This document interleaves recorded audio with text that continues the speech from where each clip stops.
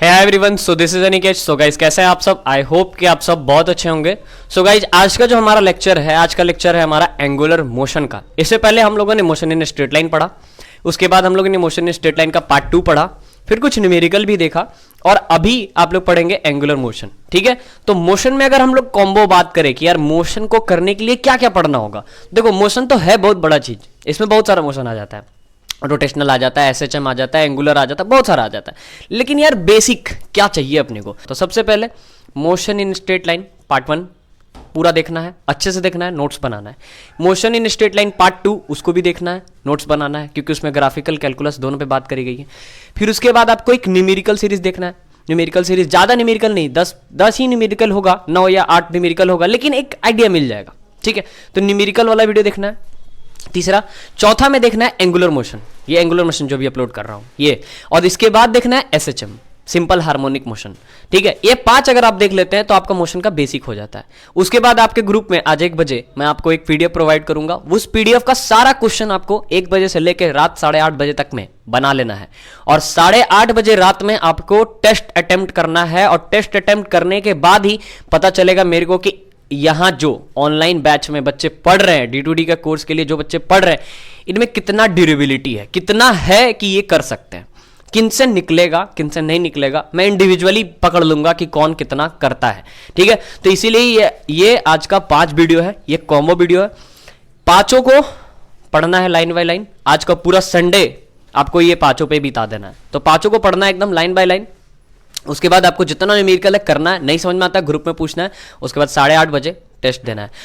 Test आधा घंटा पहले ही बता दूंगा, जैसे 8:30 बजे टेस्ट है तो 8 बजे इन्फॉर्म करूंगा कि किस मेथड से टेस्ट लूंगा, क्योंकि पहले मेथड में नहीं बताने वाला हूं, क्योंकि ऑनलाइन टेस्ट है तो आप लोग बहुत सारा दिमाग लगा लेंगे। ठीक है, क्योंकि सबका होता है ना यार, इज्जत बचाना है क्लास में, तो दिमाग लगा लेंगे। तो इसके बेसिस पे मैं आधे घंटे पहले आपको बताऊंगा कि किस तरीके से आपका टेस्ट होगा। ठीक है, और 8:30 से आपकी क्लास टेस्ट स्टार्ट होगी और 8:30 से लेकर 10 बजे तक होगा, जिसमें कंपलसरी है आप सबका ज्वाइन होना।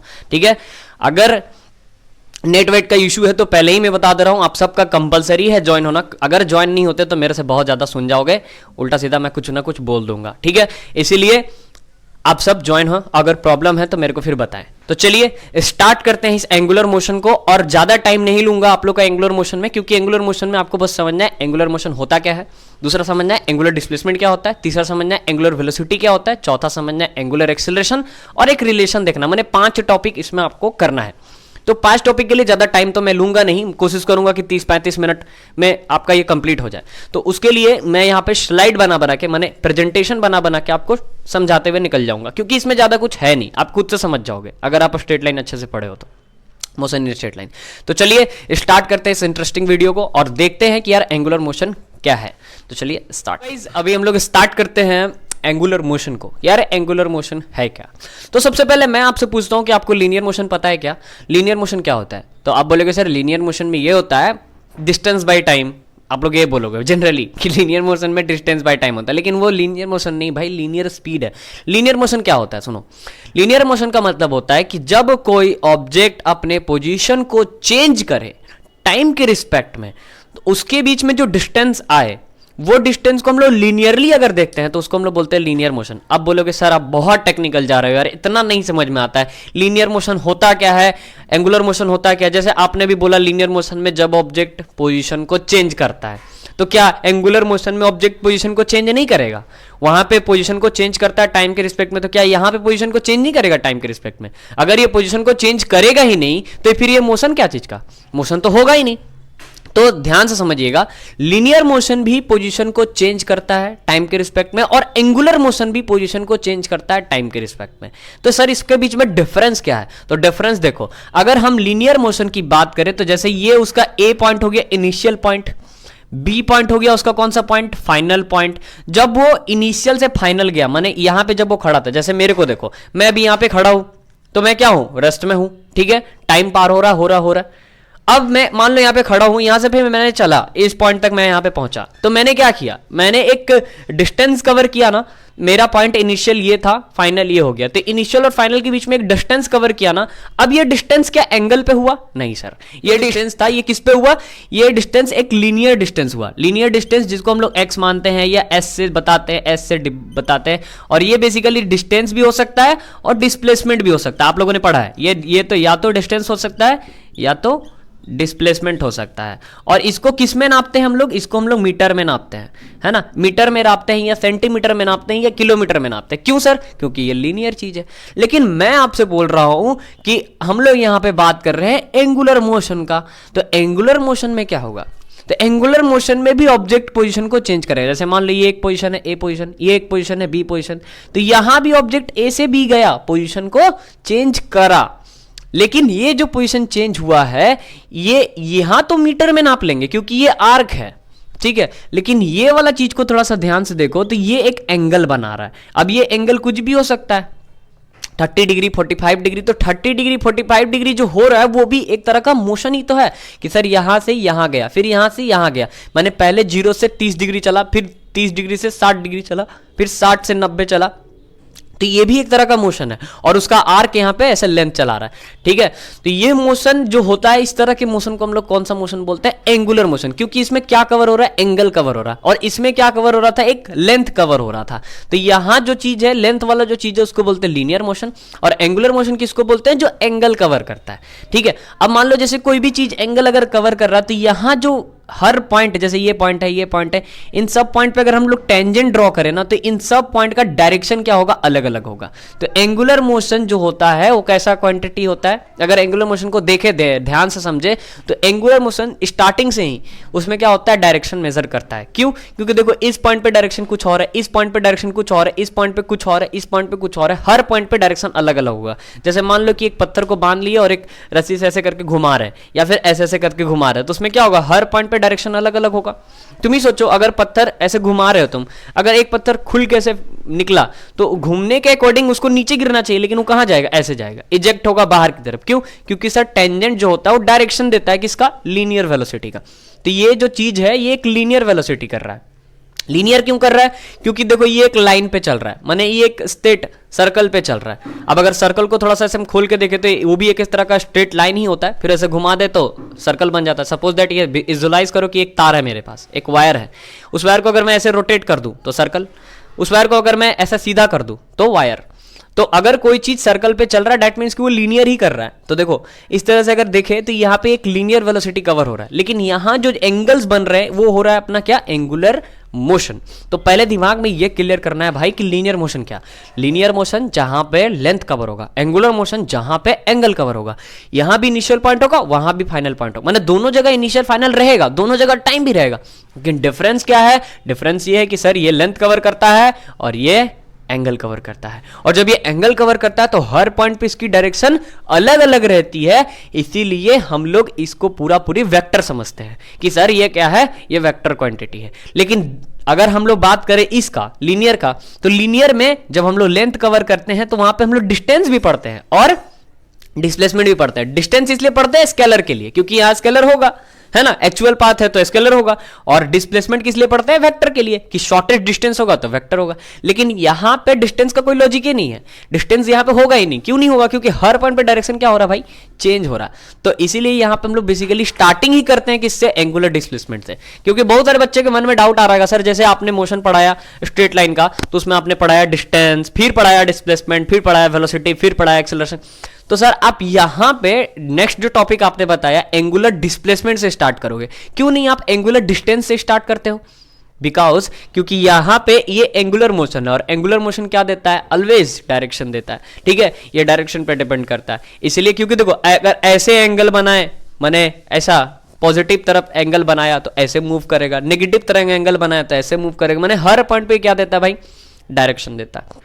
इसीलिए हम लोग इसमें क्या पढ़ते हैं? एंगुलर डिस्प्लेसमेंट पढ़ते हैं, ठीक है। इतना क्लियर हुआ कि एंगुलर मोशन क्या होता है, लीनियर मोशन क्या होता है। अब मैंने यहां पे एक पॉइंट लिखा है। क्या पॉइंट लिखा है? Instantaneous velocity remain constant that is called uniform circular motion. देखो ये जो वेलोसिटी है ना, ये जो वेलोसिटी इसको हम लोग बोलते हैं लीनियर वेलोसिटी। और ये हर इंस्टेंटेनियस पे माने हर इंस्टेंट पे अगर कांस्टेंट रहता है, जैसे यहाँ पे 20 मीटर पर सेकंड, यहाँ भी 20 मीटर पर सेकंड, हर पॉइंट पे 20 मीटर पर सेकंड है, तो उस तरह के मोशन को हम लोग क्या बोलते हैं? यूनिफॉर्म सर्कुलर मोशन बोलते हैं। फिर से एक बार रिकॉल करता हूं, लीनियर वेलोसिटी जो होगा ये हर इंस्टेंट पे अगर इक्वल हो, हर इंस्टेंट पे अगर कांस्टेंट हो, तो इस तरह के वेलोसिटी को, इस तरह के मोशन को हम लोग कौन सा मोशन बोलेंगे? यूनिफॉर्म सर्कुलर मोशन बोलेंगे, यूसीएम। इतना क्लियर है?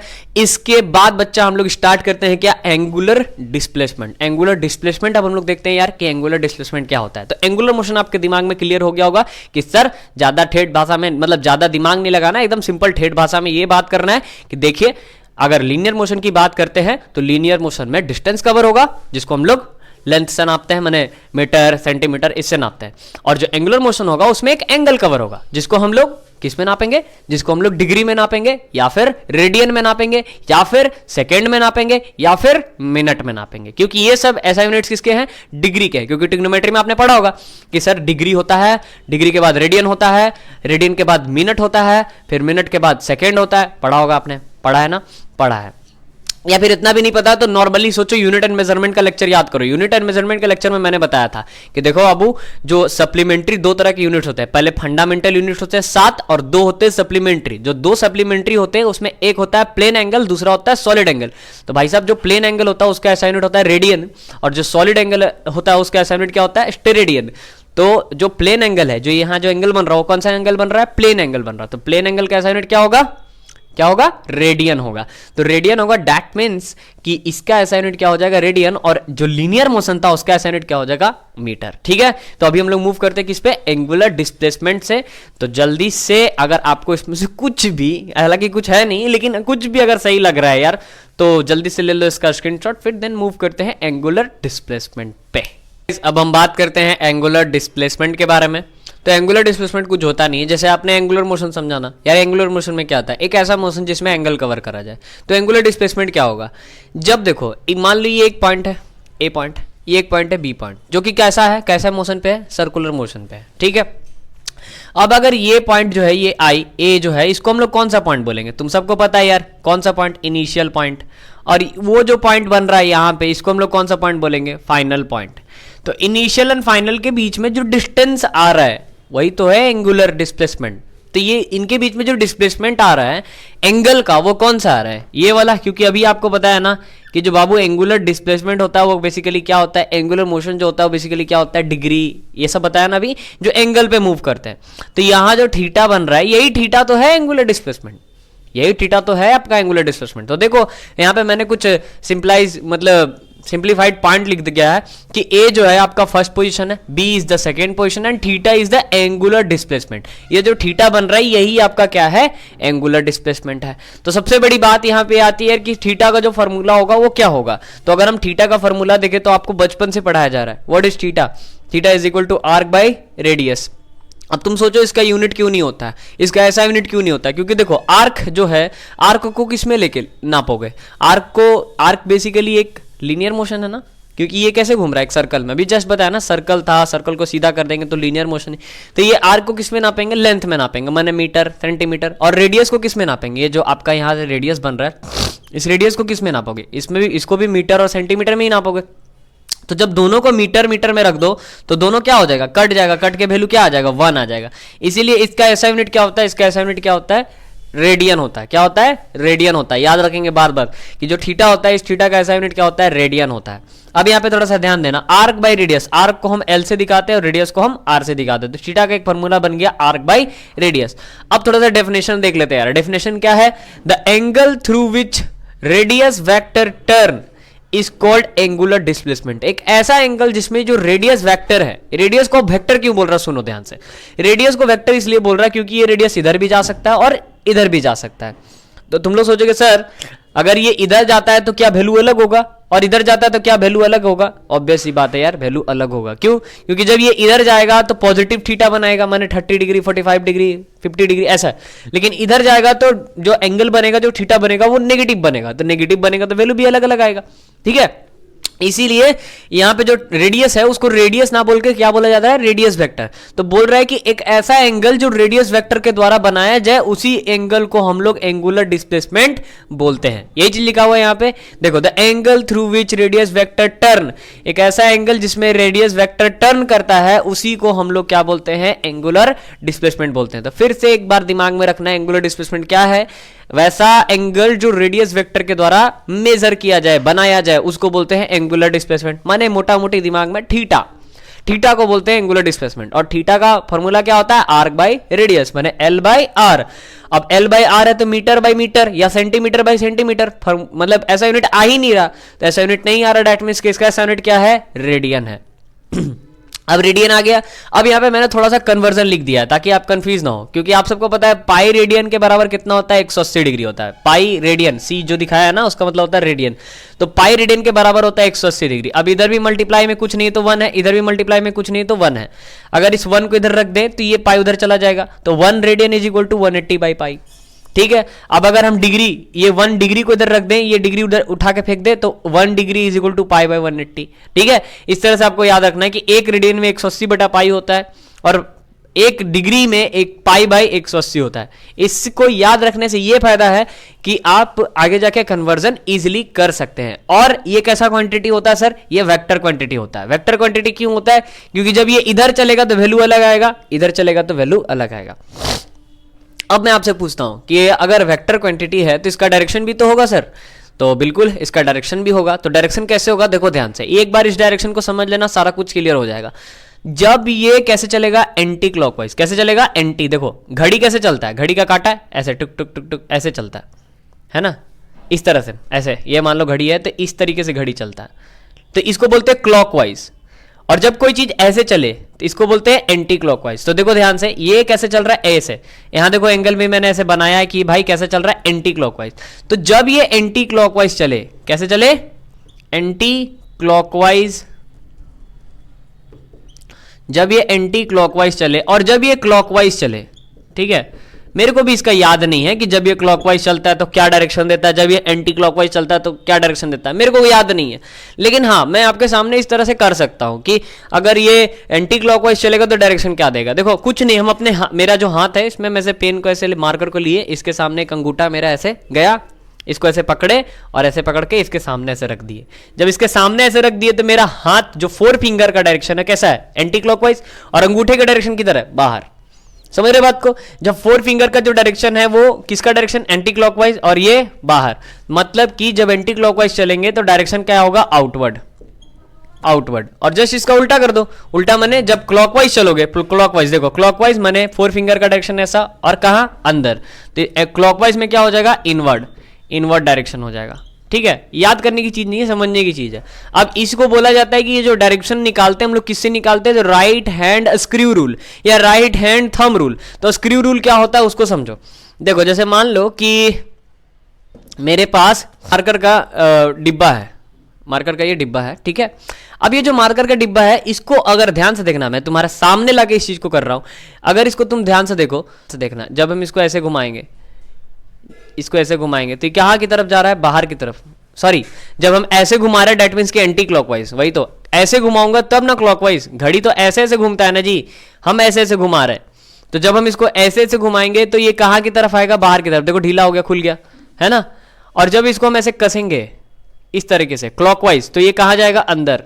तो जब हम क्लॉकवाइज चलते हैं तो इनवर्ड, और जब हम एंटी क्लॉकवाइज चलते हैं तो आउटवर्ड। ये इसका क्या होता है, डायरेक्शन होता है। किसका डायरेक्शन होता है, एंगुलर डिस्प्लेसमेंट का डायरेक्शन होता है। क्लियर है। तो एंगुलर डिस्प्लेसमेंट कोई बहुत बड़ा टॉपिक नहीं है, बहुत ही सिंपल सा टॉपिक है। जो थीटा आप तक आज तक पढ़ते आ रहे हैं, जो एंगल आप लोग आज तक पढ़ते आ रहे हैं, वो बेसिकली एंगुलर डिस्प्लेसमेंट है। ठीक है। तो जो थीटा होता है उसका फॉर्मूला आप सबको पता है, arc by radius, l by r, SI unit radian, conversion पता है, डायरेक्शन भी पता चल गया कि जब ये एंटी क्लॉकवाइज चले तो बाहर, जब ये क्लॉकवाइज चले तो अंदर। ये इसका डायरेक्शन हो गया। तो ये हुआ अपना एंगुलर डिस्प्लेसमेंट। अब हम लोग बात करते हैं किस पे, अब हम लोग बात करते हैं एंगुलर वेलोसिटी पे, फिर एंगुलर एक्सीलरेशन, फिर एक रिलेशन, देन खत्म। ठीक है। तो अभी हम लोग मूव करते हैं किस पे, एंगुलर वेलोसिटी पे। तो जल्दी से ले लीजिए इसका स्क्रीनशॉट, फिर देन मूव करते हैं एंगुलर वेलोसिटी पे। अभी हम लोग बात करते हैं किस पे, एंगुलर वेलोसिटी पे। यार देखो एंगुलर वेलोसिटी कुछ नहीं है, जैसे आपको लीनियर वेलोसिटी पता था ना, लीनियर वेलोसिटी क्या होता था, डिस्प्लेसमेंट बाय टाइम। तो यहां पे एंगुलर वेलोसिटी क्या हो जाएगा, एंगुलर डिस्प्लेसमेंट बाय टाइम। और इसको दिखाते किससे हैं, तो इसको दिखाते हैं छोटे वाले ओमेगा से, माने छोटे वाले डब्ल्यू से। छोटे वाले डब्ल्यू को हम लोग क्या बोलते हैं, ओमेगा बोलते हैं। तो एंगुलर वेलोसिटी को एकदम point by point, angular velocity मतलब होता है एंगुलर डिस्प्लेसमेंट बाय टाइम, ठीक है। इसको डिनोट किससे करते हैं, इसको डिनोट करते हैं ओमेगा से, ठीक। उसके बाद अगर इसका थोड़ा फॉर्मूला देखें तो angular displacement by time, angular displacement क्या होता था, थीटा, टाइम क्या होता था, टी। तो theta by time angular displacement का फॉर्मूला, सॉरी एंगुलर वेलोसिटी का फॉर्मूला। अब अगर इसका एसआई यूनिट की बात करें तो एसआई यूनिट क्या होता है, omega is equal to theta by t, formula है। तो थीटा का एसआई यूनिट रेडियन और टाइम का एसआई यूनिट सेकंड, तो ओमेगा का SI unit radian per second. ये सब याद रखना है यार, एक एक मास में क्वेश्चन आ जाएगा, what is the SI unit of angular velocity. ले तुम्हारा दिमाग घूम गया कि एंगुलर वेलोसिटी का एसआई यूनिट क्या है, एकदम बेसिक सा क्वेश्चन है। और ऑप्शन ऐसा ऐसा घुमा घुमा के देगा, डिग्री पर second, radian per second, minute पर सेकंड, है ना, ऐसे करके तुमको क्वेश्चन देगा घुमा घुमा के, तुम वहां पे कंफ्यूज, ठीक है। तो उस तरह से कंफ्यूजन ना हो इसीलिए ये सारे पॉइंट्स मैं लिख देता हूं कि एसआई यूनिट ऑफ ओमेगा जो होगा, एंगुलर वेलोसिटी का जो एसआई यूनिट होगा वो क्या होगा, रेडियन पर सेकंड। अच्छा, अब डायरेक्शन की बात करें तो इसका डायरेक्शन भी वही कहानी सर, जब आप इसको कैसे चलोगे, जब इसको आप चलोगे एंटी क्लॉकवाइज, जब इसको आप चलोगे एंटी क्लॉकवाइज डायरेक्शन आएगा बाहर, जब आप चलोगे इसको क्लॉकवाइज डायरेक्शन आएगा अंदर। लेकिन दोनों केस में ये क्या होगा, perpendicular to the plane of the circle. ये जो प्लेन है सर्कल का, इससे या तो बाहर ऐसे या तो अंदर ऐसे, तो दोनों केस में तो ये परपेंडिकुलर ही है ना बॉस।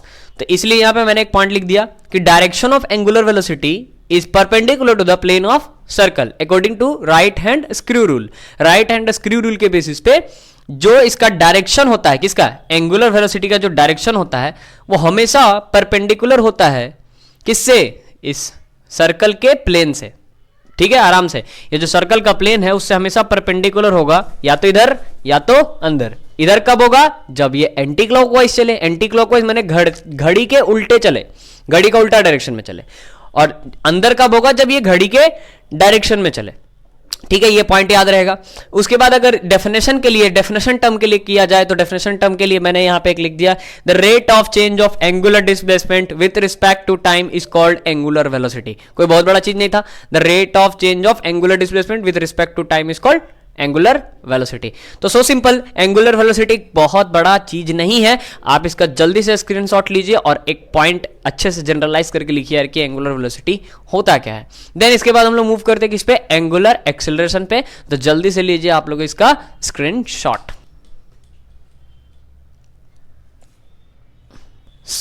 अब बात करते हैं एंगुलर एक्सेलरेशन के बारे में। गाइस देखो, एंगुलर एक्सेलरेशन बेसिकली उसको हम लोग दिखाते हैं किससे, अल्फा से। इसको क्या बोलते हैं हम लोग, अल्फा। जैसे इससे पहले एंगुलर वेलोसिटी किस पे दिखाते थे, ओमेगा से, तो इसको हम लोग किससे दिखाते हैं, अल्फा से दिखाते हैं। यार जैसे आपको पता है कि जैसे एक्सेलरेशन क्या होता था, rate of change of velocity with respect to time is called acceleration, पढ़ा है ना आपने। तो यहां पे एंगुलर एक्सेलरेशन क्या हो जाएगा, rate of change of angular acceleration, sorry angular velocity with respect to time is called angular acceleration. देख लो, rate of change of angular velocity omega with respect to time is called angular acceleration. तो बहुत बड़ा चीज difference नहीं है, बस जो आपने वहां पढ़ा है वही सेम चीज यहां पढ़ रहे हो, ठीक है। बस खाली यहां पे एंगल पे बात कर रहे हो, ठीक है। तो रेट ऑफ चेंज ऑफ कौन, एंगुलर वेलोसिटी, किसके टाइम, किसके रिस्पेक्ट में, टाइम के रिस्पेक्ट में, उसी को क्या बोलते हैं, एंगुलर एक्सेलरेशन बोलते हैं, यानी कि अल्फा बोलते हैं। ओके, तो अगर हम नॉर्मल फॉर्मूला देखें तो अल्फा इज इक्वल टू क्या होना चाहिए, एंगुलर वेलोसिटी बाय टाइम, माने ओमेगा बाय टी। तो alpha is equal to omega by t हो सकता है, ठीक है। लेकिन हम अगर रेट वाला, चेंज वाला का बात करें, जैसे क्योंकि आप लोगों को पढ़ा है rate of change of angular velocity, या फिर आप लोगों ने पढ़ा है rate of change of velocity. तो rate of change of velocity में आप लोग देखते होंगे कि हम लोग इनिशियल और फाइनल देखते हैं, है ना, v minus you by T, final minus initial bye time. तो यहां भी sir final minus initial by time करना होगा, तो फाइनल को क्या नाम से बोलेंगे, तो फाइनल को ओमेगा से दिखाते हैं, इनिशियल को ओमेगा नॉट से दिखाते हैं। किसे दिखाते हैं, ओमेगा नॉट से दिखाते हैं, और टी अपना वैसी का वैसी। तो यहां पे मैंने लिख भी दिया है कि ओमेगा बेसिकली क्या है यार, फाइनल एंगुलर वेलोसिटी, और ओमेगा नॉट क्या है यार, इनिशियल एंगुलर वेलोसिटी। देखो यहां omega naught initial angular velocity, यहां पे ओमेगा माने फाइनल एंगुलर वेलोसिटी। फाइनल में से इनिशियल को घटाया, कितना टाइम का डिफरेंस था उसको चेक किया, फार्मूला आ गया, ठीक है। तो rate of change of angular velocity with respect to time is called angular acceleration, और इसको दिखाते हैं अल्फा से, और इसका फॉर्मूला होता है ओमेगा बाय टी। इतना क्लियर है। उसके बाद देखिएगा इसका एसआई यूनिट, तो SI unit of alpha omega by T होना चाहिए। ओमेगा का फॉर्मूला क्या था? Theta by T, displacement, angular displacement by time. Time और टाइम अगर मल्टीप्लाई हो तो ये क्या हो जाएगा? थोड़ा सा ध्यान देखिएगा, थीटा बाई टी स्क्वायर, और थीटा का ऐसा यूनिट होता है रेडियन, और टी स्क्वायर का सेकेंड नीचे होगा सेकेंड स्क्वायर, नीचे से ऊपर जाएगा तो क्या हो जाएगा? सेकेंड पर स्क्वायर। तो अल्फा का यूनिट क्या हो जाएगा? रेडियन पर सेकेंड स्क्वायर, रेडियन पर सेकेंड स्क्वायर। और इससे पहले जो वेलोसिटी था, एंगुलर वेलोसिटी, उसका क्या था? रेडियन पर सेकेंड, और एंगुलर डिस्प्लेसमेंट क्या हो गया? रेडियन। तो यहीं से आपका 3 मार्क्स का क्वेश्चन तो ऐसे ही बन गया, एमसीक्यू पूछ देगा एंगुलर डिस्प्लेसमेंट का ऐसा यूनिट रेडियन, ठीक है। एंगुलर वेलोसिटी का ऐसा यूनिट रेडियन पर सेकेंड, एंगुलर एक्सीलरेशन का ऐसा यूनिट रेडियन पर सेकेंड स्क्वायर। अब आपको लग रहा होगा इतना सिंपल थोड़ी ना पूछेगा, ऐसा ही पूछता है, बस घुमा घुमा के पूछता है, ठीक है। अब अगर थोड़ा सा देखें डायरेक्शन, तो direction is always perpendicular to the plane of the circle. Angular displacement में जो आपने देखा वही सेम चीज रिपीट होगा वेलोसिटी में, वही सेम चीज रिपीट होगा एक्सीलरेशन में, डायरेक्शन के मामले में। तो डायरेक्शन वही होगा। एंटी क्लॉकवाइज चलो, कहां एंटी क्लॉकवाइज चलते थे तो क्या होता था? फिर से हम भूल गए यार, फिर से थंब रूल, ऐसे एंटी क्लॉकवाइज, हाँ अंगूठा बाहर माने बाहर की तरफ, क्लॉकवाइज चलेंगे तो क्या? अंदर की तरफ। तो उस तरह से डायरेक्शन है, और वो हमेशा कैसा होता है? प्लेन के परपेंडिकुलर होता है, ठीक है, 90 पे होता है। तो ये है आपका क्या? एंगुलर एक्सेलरेशन, ठीक है। इसमें हमको नहीं लगता है कि तुम्हें कहीं डाउट हुआ होगा कि एंगुलर एक्सेलरेशन क्या होता है। तो एंगुलर एक्सेलरेशन आपने समझा, एंगुलर वेलोसिटी आपने समझा, एंगुलर डिस्प्लेसमेंट आपने समझा। अब हम एक रिलेशन एस्टैब्लिश करते हैं लीनियर वेलोसिटी और एंगुलर वेलोसिटी के बीच में, क्योंकि लीनियर और एंगुलर को जोड़ना बहुत जरूरी है, तभी हम न्यूमेरिकल्स कर पाएंगे। तो लीनियर और एंगुलर में क्या होता है, कितने टाइम्स का वो मल्टीप्लाई होता है, या क्या फार्मूला चेंजेस होता है, वो भी देखते हैं हम लोग, ठीक है। किसके बीच में? लीनियर वेलोसिटी और एंगुलर वेलोसिटी के बीच में। फिर उसके बाद ओवरऑल आपका ये चैप्टर खत्म हो जाएगा। एक लास्ट में मैं थोड़ा सा एक कंक्लूजन लिख दूंगा मोशन इन स्ट्रेट लाइन का, वो चीज भी देख लेना, लास्ट तक देख लेना वीडियो को, तो सही रहेगा, ठीक है। तो जल्दी से ले लीजिए आप लोग इसका स्क्रीनशॉट, फिर देन मूव करते हैं हम लोग रिलेशन पे, ठीक है। तो जल्दी से ले लीजिए इसका आप लोग स्क्रीनशॉट। सो गाइज, ये भी एक बहुत ही छोटा सा टॉपिक है, देखते हैं। Relation between angular velocity omega and linear velocity v, ठीक है। अब एंगुलर वेलोसिटी थोड़ा समझाता हूं। देखो एंगुलर वेलोसिटी ये कितने स्पीड से घूमेगा, ये जो चीज है ये कितने स्पीड से घूमेगा, वो एंगुलर वेलोसिटी। और लीनियर वेलोसिटी जो यहां जो वेलोसिटी हो रहा है वो लीनियर वेलोसिटी, इनके बीच का एक रिलेशन चाहिए।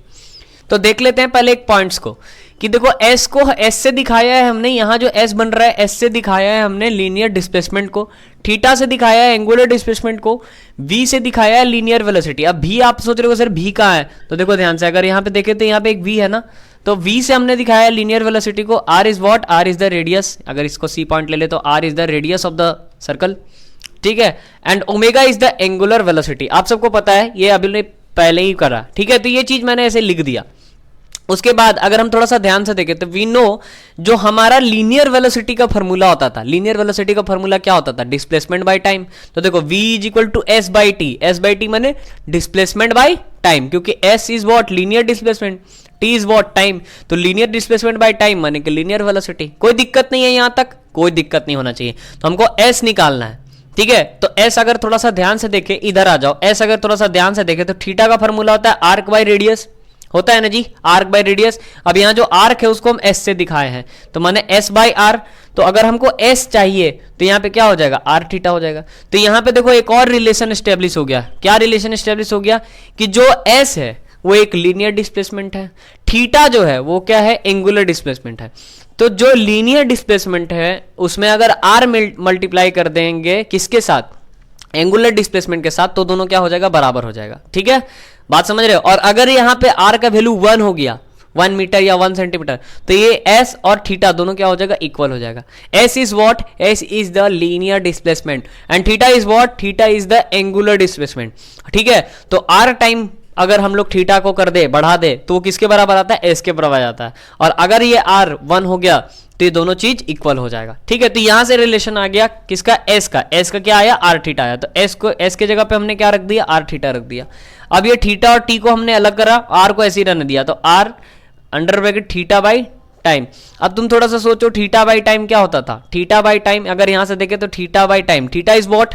Angular displacement, time is time तो पता ही है, तो एंगुलर डिस्प्लेसमेंट बाय टाइम क्या होगा, एंगुलर वेलोसिटी। तो यहाँ पे थीटा बाय टाइम बेसिकली क्या हो जाएगा, ओमेगा माने कि एंगुलर वेलोसिटी। तो रिलेशन क्या आया, लीनियर वेलोसिटी में आर टाइम मल्टीप्लाई करेंगे एंगुलर वेलोसिटी का तो बराबर आ जाएगा। और अगर यहां भी r1 हो गया तो लीनियर वेलोसिटी और एंगुलर वेलोसिटी दोनों इक्वल हो जाएगा। ठीक है, तो कोई बहुत बड़ा चीज आप लोग को नहीं पढ़ा रहा हूं मैं बस आप लोग को मोशन का टाइप ही बता रहा हूं यार कि मोशन का टाइप क्या क्या होता है, ठीक है, और कैसे होता है। तो यहां पे कुछ उतना सोचना नहीं है, आपको ये r पे ध्यान देना है कि डिस्प्लेसमेंट के टाइम में भी r मल्टीप्लाई कर देंगे, किसमें, एंगुलर वाले में, और वेलोसिटी के टाइम में भी r मल्टीप्लाई कर देंगे एंगुलर वाले में। अगर इस टॉपिक में पूरा जितना भी पढ़ा है उसमें कहीं भी कोई भी पॉइंट नहीं समझ में आया तो फिर से पॉज करो, रिकॉल करो, फिर से जाकर देखो, ठीक है। और इसका ले लो जल्दी से स्क्रीनशॉट। फिर इसके बाद मैं एक थोड़ा सा डिफरेंस आपके सामने रखता हूं तीनों इक्वेशंस का, माने v is equal to u plus a t, s is equal to u t plus half a t square और v square is equal to u square plus 2s है, जो तीनों इक्वेशंस हैं, इक्वेशन ऑफ मोशंस। तो इन तीनों का हम थोड़ा सा अलग अलग करते हैं। जैसे इन इक्वेशन को अगर स्ट्रेट लाइन में देखें तो क्या बनता है, ग्रेविटेशन में देखें तो क्या बनता है, और अगर इसको हम एंगुलर में देखें तो क्या बनता है। तो उसका अभी हम 3 कॉलम बना के आपको एक डिफरेंस कर देंगे, उसका फोटो आपको मैंने स्क्रीनशॉट आपको लेके रखना है नोट्स में, ताकि आप जब न्यूमेरिकल बनाए तो आपका हेल्प हो, ठीक है। तो जल्दी से ले लीजिए आप इसका स्क्रीनशॉट, फिर देन मूव करते हैं हम लोग नेक्स्ट स्लाइड में, ठीक है। अभी आपको पीछे एक बहुत बड़ा सा चार्ट दिख रहा होगा जिसमें बहुत कुछ लिखा हुआ है, तो इसको समझते हैं। इसको समझना कुछ ज्यादा बड़ा चीज नहीं है, बस सिंपली देखो कि अगर आप इक्वेशन ऑफ रेक्टिलिनियर मोशन की बात करते हो, रेक्टिलिनियर माने कि स्ट्रेट लाइन, अगर आप स्ट्रेट लाइन की बात करते हो तो वहां आपके सामने 3 इक्वेशंस निकल के आता है और उन्हीं तीनों पे न्यूमेरिकल बनता है। v is equal to u plus a t, s is equal to u t plus half a t square and v square is equal to u square plus 2s, ठीक है। और एक जो स्पेशल टाइप मैंने बताया था कि अगर nth टर्म के लिए तुमसे पूछा जाए तो nth टर्म के लिए s nth टर्म जो निकालोगे u plus A by 2n minus 1, ये पूछा गया। जैसा इसमें मैंने आपको बताया था कि अगर मान लो 8 टर्म के लिए पूछ रहा, तो 8 टर्म के लिए पूछ रहा तो उसको दुगना करो, 16 में से 1 घटाओ, 15 a by 2, u plus 15 a by 2 direct लगा दो, ठीक है ना। तो इसमें देखो u क्या था, इनिशियल वेलोसिटी, v क्या था, फाइनल, t क्या था, टाइम टेकन माने कितना टाइम लगता है, a is what uniform acceleration and s is the distance traveled in t second, या फिर displacement traveled in t second, तुम बोल सकते हो जैसा भी। s nth माने distance cover in nth second, ठीक है। ये चीज तो आपने पहले देखा था। अब इसी चीज में थोड़ा सा ग्रेविटी के अंदर बात करते हैं। Equation of motion under gravity माने ग्रेविटी के अंदर क्या होगा, तो जहां एक्सिलरेशन है वहां खाली क्या हो जाएगा, g हो जाएगा। क्यों, क्योंकि a is equal to g होता है और इसका वैल्यू कितना होता है 9.8 और न्यूमेरिकल वैल्यू हम लोग 10 मीटर पर सेकंड स्क्वायर मान के चलते, क्योंकि दुनिया का कोई भी चीज पे जो आपका g लगता है वो क्या लगता है 9.8 ही लगता है, चाहे इसको गिराओ चाहे किसी भी चीज को गिराओ। अर्थ के तरफ जो भी एक्सेलरेशन होता है वो कितना होता है 9.8 का ही होता है, तो g एकदम यहाँ पे फिक्स हो जाता है। तो इक्वेशन देखो v is equal to u plus g t, s is equal to u t plus half g t square, v square is equal to u square plus 2gs, और nth में u plus g by 2n minus 1। अब यहां पे देखना, यहां पे g को कभी नेगेटिव लिया जाता है कभी पॉजिटिव लिया जाता है। तो नेगेटिव कब लोगे न्यूमेरिकल में, जब वो एंटी ग्रेविटी जैसा हो। एंटी ग्रेविटी माने जब उसको ऊपर फेंका जाए, तो माने ग्रेविटी के अगेंस्ट फेंका जाए, देखो अगेंस्ट द ग्रेविटी तो वहां पे माइनस साइन लेना, और जब टुवर्ड द ग्रेविटी फेंका जाए तो वहां पे प्लस g लेना, ठीक है। इतना तो पता होगा। अब थोड़ा सा देखते हैं equation of angular motion. Angular motion का इक्वेशन कैसा बनेगा, तो आपको पता है ना, ये फाइनल, ये इनिशियल, ठीक है, ये एक्सेलरेशन और ये टाइम। देखो फाइनल है ना, अभी जस्ट थोड़ा देर पहले अगर रिकॉल करें तो omega is what, final angular क्या, वेलोसिटी।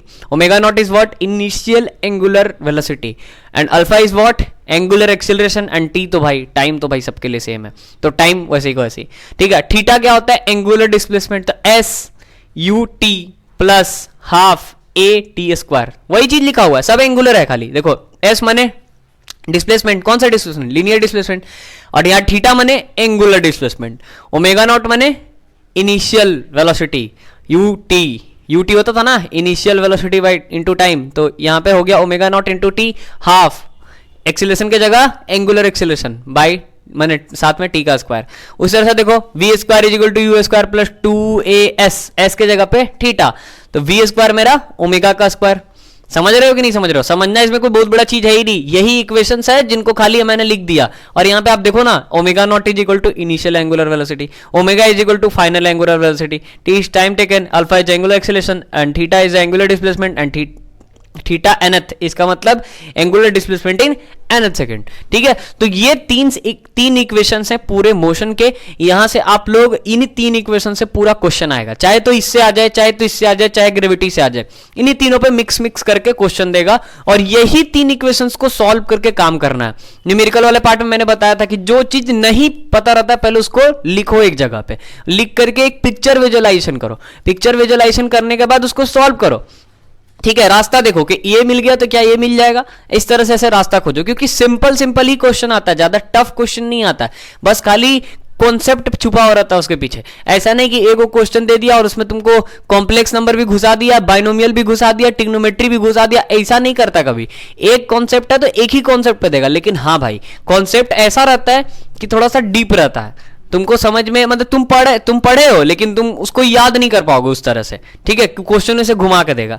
तो इन तीनों का चार्ट का स्क्रीनशॉट ले लेना और जब न्यूमेरिकल करना तो तुमको हेल्प करेगा। तो सबसे पहले ले लीजिए आप लोग इसका स्क्रीनशॉट और उसके बाद अपने स्टडी को कंप्लीट कीजिए और इसके बाद आप लोग को याद से एसएचएम देखना है, पहले इसको देखना है उसके बाद एसएचएम देखना है। ठीक है, thanks for watching this video guys, hope कि आपको ये चैप्टर समझ में आया होगा। Thank you.